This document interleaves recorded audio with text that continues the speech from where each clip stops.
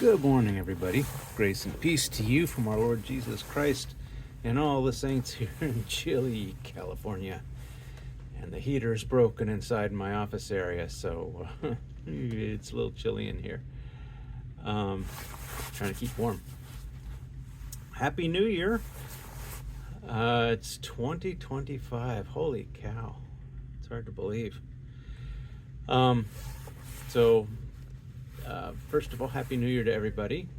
We got some couple of projects coming up this year. I've already talked about the Wi-Fi, basically redo that we're going to be doing. We're going to upgrade everything, put new APs in there, enable real-time location, and be able to track things and locate people. Usually we don't want to locate people, but in the case of babies, we want to know where babies are. And number two, one of the things we're going to be implementing this year are panic buttons for our nurses. On average, our nurses are attacked at least once a day. And by attacked, I don't mean like with knives or guns, but just patients that get combative and the nurse needs help.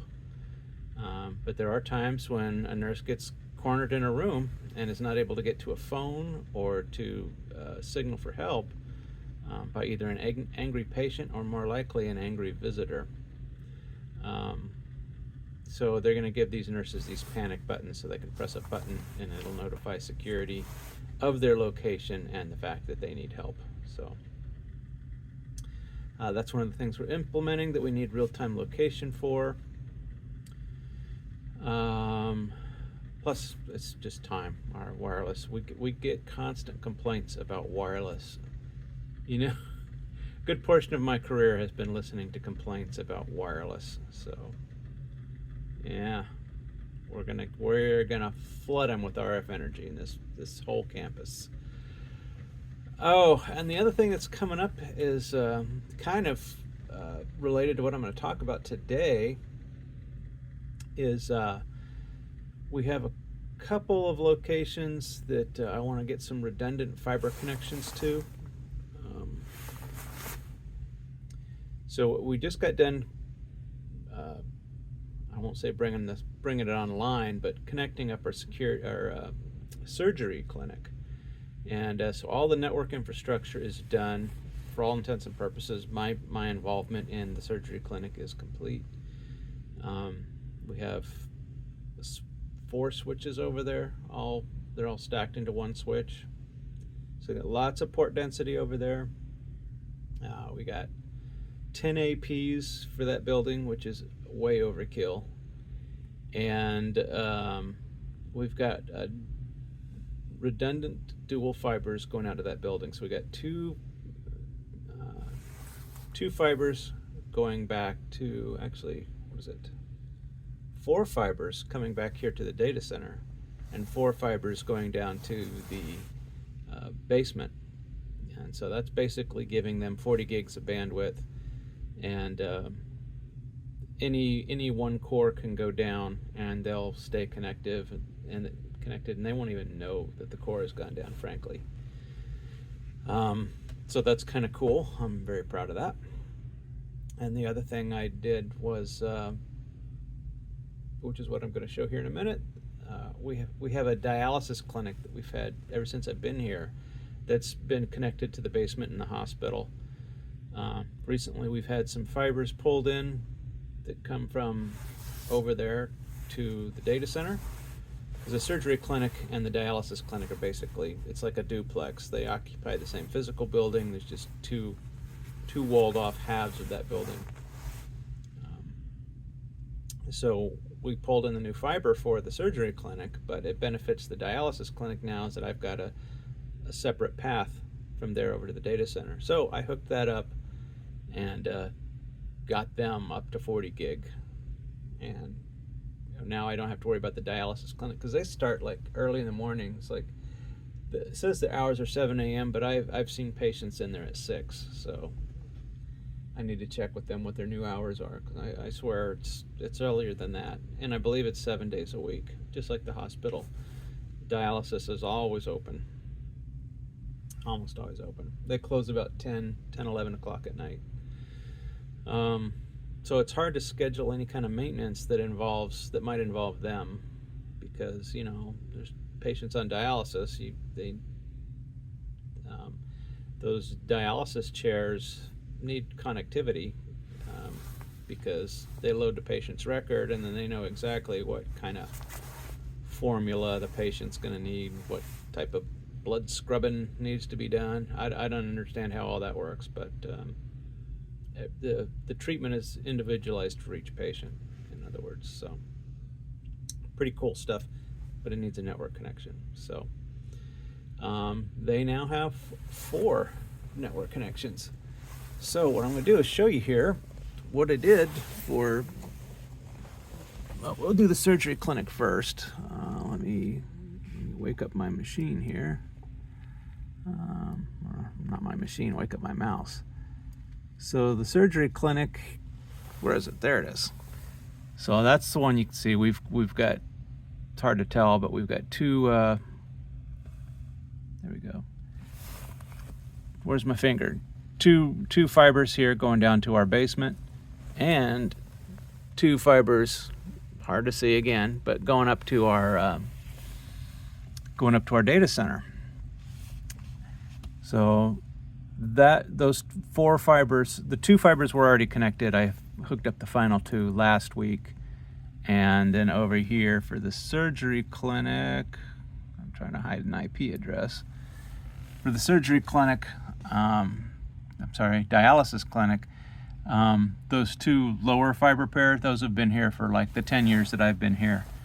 And we just hooked up these upper 2 this week. So that's really nice to be able to take that off my plate of worry.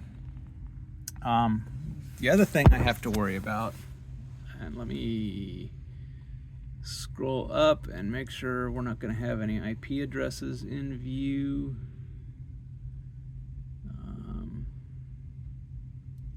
Scroll over.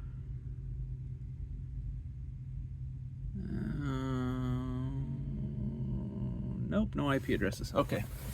So this guy, central plant. Central plant is basically, it would be the boiler room in a building, but it's basically the building that controls, sends hot water and cold water to the hospital, and it also controls all the heating and ventilation and air conditioning, all that good stuff. It's all controlled from that building, which is, I'm in between them and the hospital, so they're a ways away. We've only got 1 fiber pair going to them, and downstream of them, so you can see there's a lot of stuff. There's the engineering, there's a child advocacy group, which is where troubled children, abused children go. We've got main engineering, the grounds, the laundry, and the jail. Now, it's not the whole jail. It's basically just the medical staff at the jail. But there's 1 core switch here at the data center that if I have to reboot that, all of that goes down. Now, this building goes down too, but I'm not too worried about them. They have office hours. I can take them down after hours and they won't notice. But these guys, that central plant is a 24/7 operation, and the jail, of course, is a 24/7 operation. So the rest of these all have office hours. So my next project for this year, it's not really my project, it's engineering's project, is to run a couple more fiber pairs out to this guy, and we'll cross-connect him across 2 cores as well, and get that done. So that's basically the 2 big projects for this year. Wireless is going to take a while. Actually, it won't. Once it gets rolling, it'll probably take like a month or 2 tops, 2 months tops. And I intend to get Tariq, my new wireless buddy, my new network buddy. I tend to get him really involved in that this year. So he can cut his teeth on wireless technologies, just like I did. I think I learned wireless before I learned switching. So yeah, that's the thing. And then this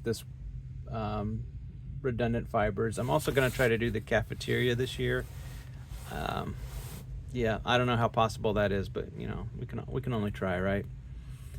And again, it's not really me doing it. I can't run fiber, I can't pull fiber, but it's just getting the engineering department to see if they have time and availability to do it this year. And if not, well, when I upgrade the core switches, the cafeteria will just have to go down. But I don't know how crucial they really are. It's really only crucial to them for making phone calls and for taking cash transactions, and that they're only taking cash and card transactions. They're only taking money from 7 a.m. in the morning until I think 6 p.m. in the evening. So we can always bring them down after hours too, so no big deal. The cooks don't need to be online. They're not like looking up recipes while they're cooking on the internet, I don't think. Maybe they are. Oh, so there's that. And then the other thing is kind of an apology, but it's more of a sorry, not sorry. I'm sorry, but I'm not sorry that I can't dig into the nuts and bolts more on the network and show you more. I would love to, but I just keep getting these people commenting that saying, hey, I saw an IP address, I can hack your network now. Okay, well, maybe you can, maybe you can't, I don't know. I can't take that chance though. So that's because of a few that I can't go in and really show you a lot of the nuts and bolts. I can show you pictures of hardware and things like that, but I can't really dig into the configurations like I'd like to, because of these people that, because they saw my IP address, which is, we use a 10 network, 10 dot something, which, if you know anything about networking, anything at all, you'll know that probably a good 80% of the rest of the world uses those IP addresses. Any company that has a firewall and does natting is going to have the same IP addresses again and again and again behind their firewall within their environment, and it's probably going to be a 10 dot something network. Sometimes the smaller businesses will use the 172 networks. Some of them will use the 192.168 networks. 192.168. That'd be like the really small offices, but everybody uses those 10 addresses. So don't get all up in my face saying my IP address scheme. Yes, it is going to be 10 something, but 10 what? Yeah, I'm gonna try to hide that from you just to be on the safe side. Because I don't know what people are capable of, and there's people out there that are just mad that I'm not doing this job to their standards, and sorry you feel that way, but I got the job, and that should give a lot of you hope. Is you don't have to know everything about everything, but be willing to learn as much as you can about what you can. So anyway, that's all I got for this week, guys. It's been a really short week. Yesterday was New Year's Day, so I didn't work yesterday, except I got called from work for something that really wasn't my problem. And so it's been kind of a short week. Not a whole lot got accomplished. I try not to do too much on the week of Christmas and then New Year's, because there's a lot of vacations. Product support is dubious at best during the holidays. So yeah, I basically just go into a maintenance mode on the holidays, and I don't really do anything. If something's broken, I'll fix it, but otherwise, we don't do anything new. I kind of violated that by connecting up these new fibers, but there wasn't much of a risk in adding new fibers. So anyway, as previously stated, that's all I have for this week. If you like what you saw, click the subscribe button, click the notification bell, thumbs up, thumbs down, and keep those great comments coming. Yeah, especially any kind of content you'd like to see, what you'd like to see in the new year. Later in the year, I'm not going to announce it yet, but later in the year, probably closer to next winter. Sorry, this is a real long tease, and I'm sorry about that. But there will be a huge announcement. So later on in the year, I'll let you guys know what exciting thing will be happening. So that's all I got, guys. As always, God bless, and we'll see you next week. And where's the button? We'll just fade to black on that.